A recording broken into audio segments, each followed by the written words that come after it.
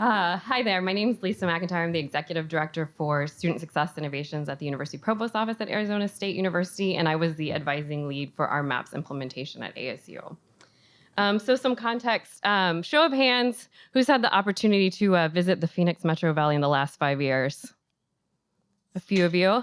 So you've undoubtedly seen our branding of our recognition of being the #1 university for innovation 5 years in a row.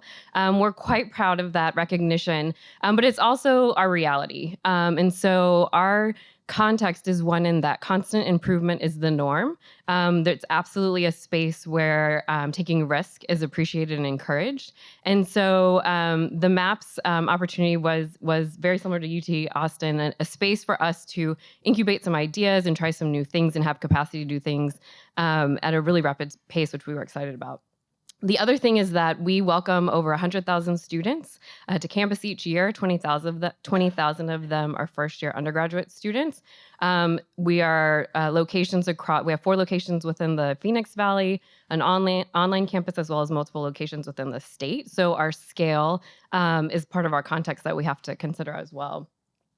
And so we're flexible. We're continuously improving. We have had some success in retention initiatives that were broadly implemented and really required the student to engage in those services in order to reap the benefits of them. And so Tim's reference of the murky middle earlier this morning really was our experience as well. And so we've really been focused on the notion of personalized, coordinated care for the holistic student.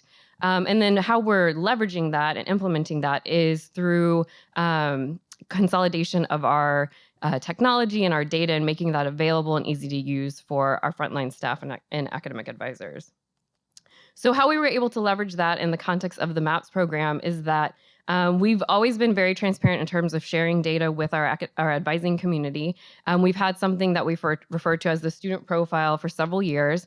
It includes retention indicators, which are very similar to the early warnings that the MAAPS advisors were monitoring. And how this played out is that it really required the advisor to be curious and to go in and look for changes in signals. It's essentially a snapshot. And so what was happening was that our academic advisors were using this tool to prepare for advising appointments. Well, advising appointments are students who are engaged in thinking about making an appointment with a student or someone who has to make an appointment with a student because we put a hold on their account in order to register. So what we were working on at the time of MAAPS was actually developing what we call the advisor portal, which shows that change in signal to the advisor and encourages them then to go into that student profile and look and see what action or intervention might be necessary.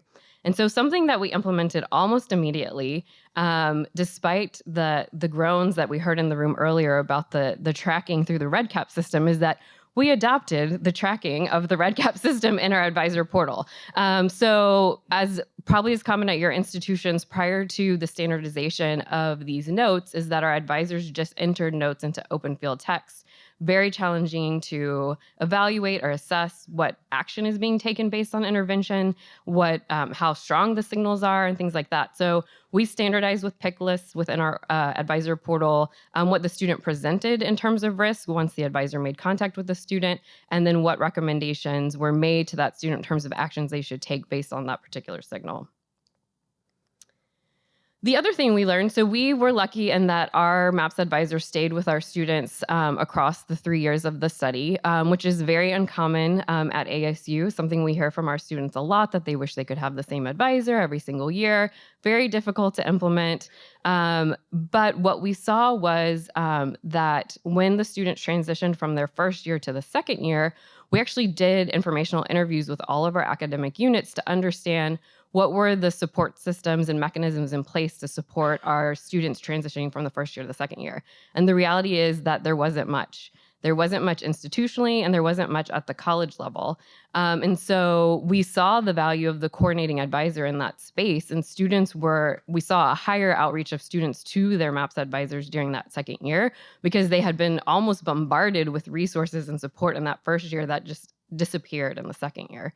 So one of the things that we're doing this year is for students who are starting their second fall on academic probation, we're working on a coordinated model between our first year coach team, our tutoring center, supplemental instructions, and our advisors to ensure that there's a coordinated network around those students at risk.